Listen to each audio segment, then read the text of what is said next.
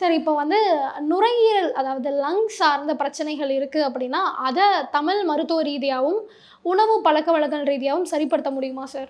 கண்டிப்பா வாய்ப்பு இருக்கு. இப்போ உதாரணத்துக்கு நுரையீரல் ஏன் கெட்டு போகுதுன்னா, சளி அதிகமா கோக்குதுன்னு சொல்லுவாங்க. நீர் அதிகமா கோக்குதுன்னு சொல்லுவாங்க. வீசிங், ஆஸ்துமா, அடிக்கடி சளி வர்றது, காலையில எந்திரிச்சோனே தும்மல் வர்றது, இந்த மாதிரியான நெறைய தொந்தரவுகள் சொல்லுவாங்க.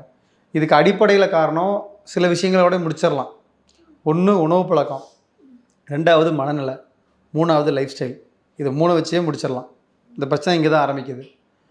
ஃபஸ்ட்டு வந்து உணவு பழக்கவழக்கங்கள்ல பால், டீ, காஃபி யாரெல்லாம் இந்த மாதிரி தொந்தரவு இருக்குங்களோ, அவங்க உடனடியா ஸ்டாப் பண்ண வேண்டியது பாலு, tea, coffee, idli, dosa, chapati, tiffin items, பருப்பு வகை குழம்புகள் இது எல்லாத்தையுமே ஸ்டாப் பண்ணிடுறது.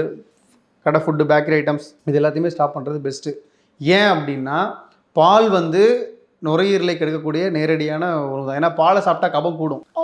பால் சாப்பிட்டா கபம் கூடும். சித்த மருத்துவர்கள்ட்ட நீங்கள் மருத்துவம் தெரிஞ்சவங்க யார்கிட்ட வேணால் போய் கேளுங்க. பால் சாப்பிட்டால் சளி கூடும்.